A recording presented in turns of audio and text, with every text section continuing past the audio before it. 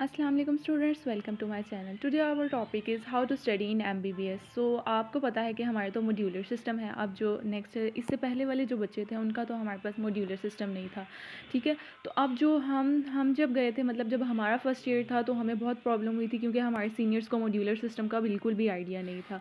तो हमें बहुत प्रॉब्लम हुई थी कि हम किस तरह इस सब चीज़ों को कवर करें, ठीक है। और इसके अलावा हम जब पहले फर्स्ट ईयर के स्टूडेंट्स होते हैं, बेसिकली उन्हें यही प्रॉब्लम होती है कि हम किस तरह स्टडी करें, क्योंकि इससे पहले जो हमारा सारा सिस्टम होता है वो आपको पता है कि हम बिल्कुल, हमारा जो क्रैमिंग वाला सिस्टम था और हम जितना भी पढ़ते आ रहे थे, एमडी कैट का भी इससे बिल्कुल डिफरेंट है। एमडी कैट कुछ और चीज़ थी, ये कुछ और चीज़ है। जो स्टूडेंट्स, जो ठीक है, पहले दिन कॉलेज जाते हैं तो वो मतलब जब देखते हैं सारा सिस्टम, एक तो स्लाइड्स वगैरह होती हैं, हम कभी स्लाइड से पढ़ने के आदी नहीं थे।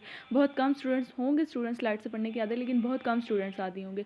तो स्लाइड्स देखी थी हम, जब देखा कि टीचर आए हैं, उन्होंने हमारे पास सर आए हैं, उन्होंने हमें उस स्लाइड से पढ़ाया है और वो नेक्स्ट करी जा रहे हैं और ऐसे पढ़ा रहे हैं जैसे वो खुद याद कर रहे हैं हम। और ऊपर से जो हमारे पास सीनियर्स थे उनकी ragging, and we are literally depress. हमें कुछ समझ नहीं था आ रहा हम किस तरह करें, क्योंकि हमारे जो रीसेंट जो हम सीनियर थे हमारे रीसेंट, वो तो उनके तो पेपर्स हो रहे थे, वो अभी नहीं थे आया है। और जो थर्ड ईयर के स्टूडेंट्स हैं उनको बिल्कुल भी सिस्टम का आइडिया नहीं था।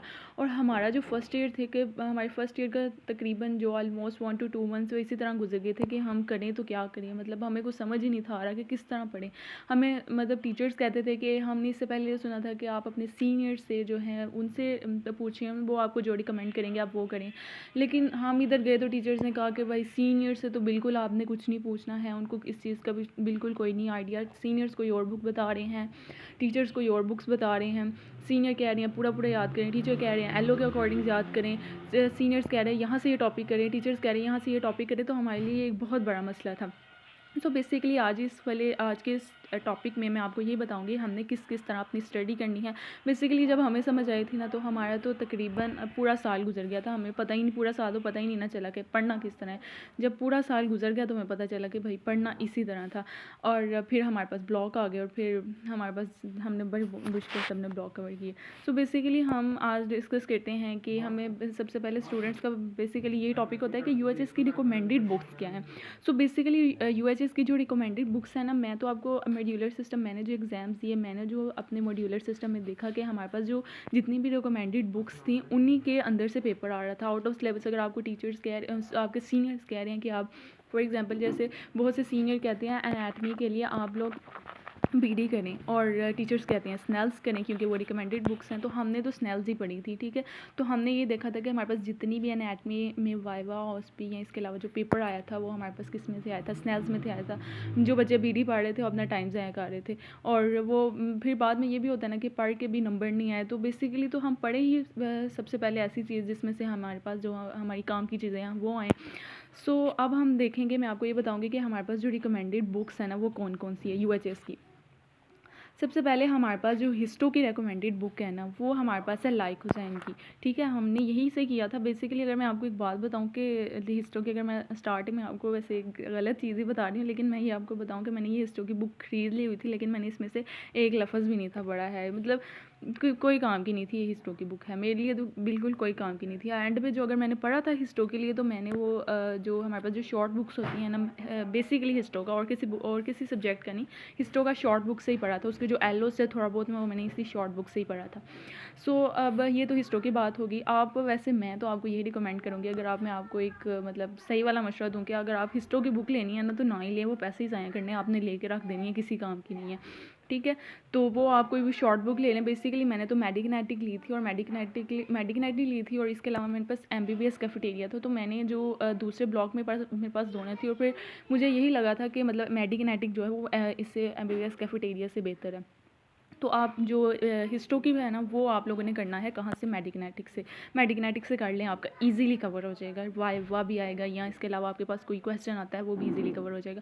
बेसिकली हिस्टो में तो आपकी डायग्राम्स वगैरह ही होती हैं, वो आपके पास स्लाइड्स होती हैं जिस पर डायग्राम या आपकी डायग्राम्स होती हैं बुक के ऊपर, या पॉइंट ऑफ आइडेंटिफिकेशन होते हैं। वो तो टीचर्स आपके लैब में बुक्स वगैरह आपको बनवाते हैं, वो तो आपका कवर हो जाता है। तो हिस्टो की इतनी आप टेंशन मत लें। अब इसके बाद है लिपिनकॉर्ड बायोकेमिस्ट्री के बहुत से टीचर्स आपको कहेंगे कि आप हार्पर पढ़े, एंड हार्पर आप पढ़ के ना, बेसिकली बायोकेमिस्ट्री का ना यहाँ पे बहुत मसला है। बायोकेमिस्ट्री का कभी किसी सब्जेक्ट से, कभी किसी सब्जेक्ट से, कभी किसी सब्जेक्ट से, कभी किसी सब्जेक्ट से बड़ा मसला होता है बच्चों के लिए, क्योंकि सॉरी, कभी किसी बुक से, कभी किसी बुक से। तो बायोकेमिस्ट्री का तो बिल्कुल एक मसला ही है कि कहाँ से करना है, कोई टॉपिक कहीं होता है, कोई टॉपिक कहीं होता है। सो आप ना वैसे लिपिन कॉर्ड ही से ही करें, क्योंकि लिपिन कॉर्ड ना बेस्ट है। लिपिन कॉर्ड से आपका इजीली सारा सिलेबस जो है वो कवर हो जाएगा, ठीक है। और कई जो टीचर्स होंगे वो आपको कहेंगे हार्पर करें, भाई हार्पर करें, तो हार्पर बहुत मुश्किल है। अगर कोई बच्चा करना चाहे तो उसकी मर्ज़ी है, वो कर ले, लेकिन मैं यही कहूँगी कि बायोकेमिस्ट्री करे, और बायोकेमिस्ट्री ही हमारी यूएचएस की तरफ से रिकमेंडेड बुक है। अब इसके बाद हम नेक्स्ट बात करेंगे जनरल एनाटमी की। जनरल एनाटमी हमारे पास बस ये ब्लॉक 1 में ही पढ़ाई जाती है, ठीक है। तो आपने जनरल एनाटमी लाइक हुसैन की जो है ना यहाँ से करनी है। सारे ऑलमोस्ट सारे कॉलेजेस जो है ना यही पढ़ा रहे होते हैं जनरल एनाटमी, और हमारे पास जितनी भी डायग्राम आती है ना ओसवी में, ये सारी इसी में से ही आएंगी। जनरल एनाटमी में से वाइवा में जितनी भी डायग्राम या जो भी क्वेश्चन पूछे जाएंगे, और इसके अलावा जो हमारे पास यूएचएस के जो हमारे पास ब्लॉक वगैरह हुए थे, प्रूफ हमारे पास हुए थे, वो भी हमारे पास सारे इसी में से आए थे। तो जनरल इसका तो सीधी बात है, इसको आपने कोई टेंशन वगैरह नहीं लेनी। अब जो है गाइटन एंड हॉल, ठीक है। फिजियो की फिजियोलॉजी की आपकी जो बुक है वो रिकमेंडेड गाइटन एंड हॉल है, यहीं से आपने करने हैं। और बेसिकली आपने ध्यान रखना है कि आपने लेटेस्ट एडिशन लेना है, ठीक है। लेटेस्ट एडिशन आपने लेना है हर बुक का, ठीक है। अगर आपको मैं ना बेसिक इस वीडियो के डिस्क्रिप्शन में ना आपके पास जितनी बुक्स जो हैं बच्चों को बड़ी प्रॉब्लम हो रही होती है, कहीं से मिल रही होती है, कहीं से नहीं मिल रही होती, तो मैं आपके साथ वो शेयर कर दूँगी। आप वहाँ से अपनी सारी बुक इजीली ऑर्डर कर लीजिएगा। अब जो है अनैटमी के मैं आपको बता रही थी कि हमारे पास जो सीनियर्स थे वो कह रहे थे बीडी करें, ठीक है। कई बच्चे बीडी कर रहे थे और कई बच्चे जो हैं वो स्नेल्स कर रहे थे। बेसिकली मैंने तो स्नेल से किया था, और मेरा स्नेल से पेपर जो है वो ईजिली कवर हो गया था, मुझे कोई प्रॉब्लम नहीं हुई थी स्नेल से करने के बाद। तो अब मैं तो यही रिकमेंड करूँगी आप लोग स्नेल से करें, ठीक है। और अब आप जो है हम नेक्स्ट मूव करते हैं कि हमने अब एक हमारे पास एम्ब्रियो की बुक रह गई है, ठीक है। एम्ब्रियो की बुक मैं आपको बताती हूँ कि एम्ब्रियो को आपने कहाँ से करना है। एम्ब्रियो का हमारे पास जो है लैंगमैन है, लैंगमैन से आपने करनी है एम्ब्रियो, ठीक है। हमारे पास जो सीनियर थे वो केएलएम से कर रहे थे, लेकिन केएलएम भी अच्छी है, लेकिन केएलएम में ना मतलब ऐसी चीज़ें हैं जो हमारे पास पेपर में बहुत कम आती हैं। मतलब ये है कि हमारे पास लैंगमैन केएलएम पढ़ के ना हमारे पास उसमें क्लिनिकल्स जो होते हैं ना वो थोड़े ज़्यादा बताए होते हैं, मतलब बहुत डीप करके उन्होंने लिखा होता है। तो इतना क्लिनिकल का बस थोड़ा बहुत ही पूछा जाता है, मतलब क्लिनिकल बहुत इंपॉर्टेंट है लेकिन क्लिनिकल का इतना डीप नहीं पूछा जाता है, ठीक है। तो अगर आप क्लिनिकल को में आपको आइडिया होना इस डिजीज़ में क्या है तो आप उसका ईजिली लिख सकते हो। तो इसमें लैंगमैन मैं आपको रिकमेंड करूँगी कि आप लैंगमैन करें, ठीक है। और केएलएम तो ना ही करें आप, बाकी आपको जो ठीक लगे आप देख लें।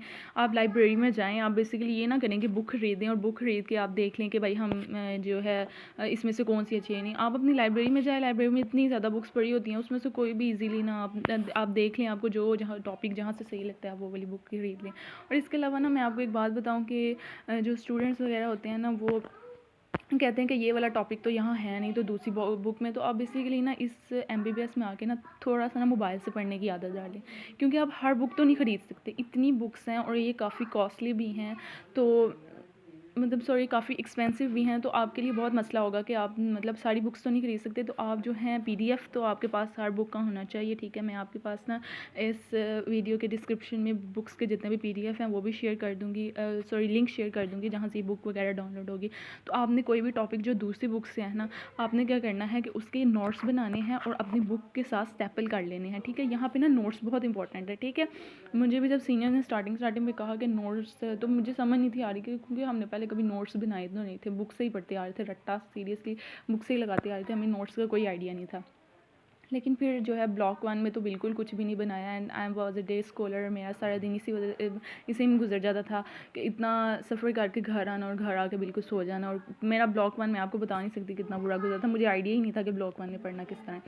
सो ये था, एंड मैंने रिकमेंडेड बुक्स का आपको बता दिया। और अब मैं बात करूँगी कि हमारे पास जो काफ़ी स्टूडेंट्स होते हैं ना, उनको समझ नहीं आ रही होती कि हमने पढ़ना किस तरह है। तो मैं आपको यही बताऊंगी कि आपने पता क्या करना है। आपने जो है मैंने जिस तरह पढ़ा था, आपने ना एलो जो है ना, अपने एलो उनको आपने ध्यान में रखना है। एलो के अलावा कोई भी चीज़ नहीं करनी। एलो के अलावा कोई भी चीज़ करेंगे तो ये आपका वेस्टेज ऑफ टाइम होगा, ठीक है। आप अपना दिमाग भी ज़ाया कर रहे होंगे, अपना टाइम भी ज़ाया कर रहे होंगे, और नंबर फिर भी नहीं आपके आने। आपको पता है कि मसला होता है, मुझे पता है, क्योंकि पहले हमने सारी चीज़ें पढ़नी है, कोई चीज़ नहीं छोड़नी है, हम जैसे 9th 10th first second year में पढ़ते हैं। लेकिन अब आपने एलो के अकॉर्डिंग करनी है। जो एलो है एक चैप्टर है ना आपका, अगर मैं स्नेल्स की बात कर रही हूँ तो उसमें इतनी ज़्यादा टॉपिक्स हैं ना, लेकिन जो आपके एलो में लिखा हुआ है ना, आपने सिर्फ उसी को मार्क करना है और उसी को ही पढ़ना है, और उसी को अच्छे से याद करना है, और जो इंपॉर्टेंट क्वेश्चन है ना उनको तो आपने रट लेना है, क्योंकि 2025 में यूएचएस का जो पेपर था ना वो बहुत सिनेरियो टाइप था। तो आपने अभी से ही ना सिनेरियो वाले जो क्वेश्चंस हैं उनको याद करने की, मतलब उनको समझने की कोशिश कर देनी है। वो थोड़े ऐसे क्वेश्चन नहीं थे कि जो ऑब्वियस हों, बल्कि थोड़े ट्रिकी स्नैरियोज़ थे। मैं पता फर्स्ट ईयर में मुझे भी बड़ी मुश्किल हुई थी स्नैरियो ग्रैब करने में, लेकिन फिर आहिस्ता आहिस्ता आदत हो जाती है। तो आपने अभी से अपनी कुछ चीज़ें मैं आपको बताती जाऊँगी, उनकी आदतें डालते जाना है कि आपने स्नैरियोज़ वगैरह बहुत ध्यान से करनी है, उनको ग्रैब करने की कोशिश करनी है। पास्ट एमसीक्यूज़ जो यूएचएस एमसीक्यूज़ हैं या एससीक्यू हैं वो अपने पास रखें, उनको सॉल्व करते रहें, ठीक है। और ये बात होगी। और दूसरा ये है कि मैं इधर आपको एक छोटी सी बात बताऊँगी कि बेसिकली ना कुछ स्टूडेंट्स होते हैं उनको घर जाके नहीं पढ़ा जाता, मतलब काफ़ी मसले होते हैं बच्चों की, या कोई डे स्कॉलर होता है या हॉस्टलाइट्स होते हैं, हॉस्टलाइट से भी नहीं पढ़ा जाता, मुझे इस बात का आइडिया है। लेकिन मैं जो है ब्लॉक 1 में तो बिल्कुल ऐसे गुजार दिया बस, एंड ब्लॉक 2 और ब्लॉक 3 में मैंने बस थोड़ा सा ना अपने आप को अपने टाइम को एडजस्ट करने की कोशिश की। मैं बेसिकली क्या करती थी कि जो हमारे पास लेक्चर्स होते थे ना, सर जो लेक्चर दे रहे होते थे वो यूज़फुल होते थे, लेकिन मतलब वो क्या है कि हम 2 घंटे लेक्चर्स भी लें, घर भी जाएँ, घर जाके बुक खोलें, उधर से पढ़ें, फिर उस बुक के नोट्स बनाएं, तो कितना मुश्किल हो जाएगा, कैसे कवर करेंगे हम। तो बेसिकली मैं ये करती थी, मैं जो थे मैंने पहले ना जो फ़िज़ियो के लिए हमें जो चैनल्स बताए गए थे कि आप फ़िज़ियो के लिए यहाँ से करें, तो निंजा नेट का बताया हुआ था, और वो ना बहुत लंबे लेक्चर्स थे उसके, अच्छे थे, मैं ये नहीं कहती बुरे थे, बहुत अच्छे लेक्चर्स हैं उनके, लेकिन ना वो उनमें बहुत ज़्यादा टाइम लग जाता था। तो उनके फिर नोट्स बनाओ, फिर उनको बुक से रीड करो, तो ये बहुत मुश्किल था। और मुझे कोई ऐसा, मैं चाह रही थी कि मुझे कोई ऐसा यूट्यूब चैनल मिल जाए जहाँ से मैं बुक्स से ना, मतलब वो बुक से दे के पढ़ाएँ और मुझे समझ आ जाए, ठीक है। तो मुझे ऐसा चैनल मिला नहीं, लेकिन कोशिश की थी मैंने थोड़े बहुत, कई वीडियोस में टॉपिक्स में मिल जाता था, कई में नहीं था मिलता। तो मैंने कोशिश की कि मैं इस ऐसे बच्चों के लिए वीडियोस बनाऊं जिसमें उनको इजी हो, कि वो मतलब इजीली बुक से पढ़ सके। तो मैं ये करती थी कि मैं क्लास में बैठी हूँ, मैंने एयरपोर्ट्स लगाए हैं और सर पढ़ा रहे हैं, पढ़ाने दे, सर की अपनी मर्ज़ी, सर जो पढ़ा रहे हैं पढ़ाएं। मैंने जो वो सर टॉपिक पढ़ा रहे हैं, मतलब हमें एलो शेयर हो, मतलब हमें जो टाइम टेबल शेयर हो जाता था, हमें पता चल जाता था कि हमारे पास आज इस वीक में हमें क्या पढ़ाएंगे। तो घर से वीडियो डाउनलोड करके ले आनी है और क्लास में बैठ के वो वीडियो देखनी है, उसमें मतलब जो भी वो बता रहे हैं वो, इसमें इस तरह मेरा क्लास में भी जो टाइम था वो बच जाता था। मैं मतलब देखना, मैं क्लास से बैठ के सारे लेक्चर्स ले लिए, समझ लिया, अब घर जाऊँगी ज़्यादा नहीं तो ऑलमोस्ट 60% तो याद रह ही जाता है लेक्चर से देख के, ठीक है। तो वो मुझे याद रह जाए, और फिर मैं घर जाती थी और फिर मैं कोशिश करती थी कि मैं जो है अपने नोट्स वगैरह बना लूँ, और फिर मैं नोट्स वगैरह बना लेती थी, ठीक है। तो बेसिकली ये सारा सिस्टम था। और इसके अलावा जो है इतना एमबीबीएस मैं ये नहीं कह रही कि बहुत मुश्किल है, बहुत मुश्किल भी नहीं है, बहुत आसान भी नहीं है, लेकिन आपको थोड़ी चीज़ें समझनी पड़ेंगी इसमें कि आपने किस तरह पढ़ना है। अगर आपको वो चीज़ें समझ आ जाएँ तो आपके लिए लिटरली ये बहुत बहुत बहुत आसान है। सो ये सारी चीज़ें थी। अगर आपको इसके अलावा कोई और भी क्वेरी हो तो आप मुझे कमेंट सेक्शन में पूछ सकते हैं, ठीक है। Thank you. अगर आपको मेरी वीडियो अच्छी लगी हो या आपके लिए कोई भी पॉइंट यूज़फुल हो तो kindly subscribe my channel. Thank you.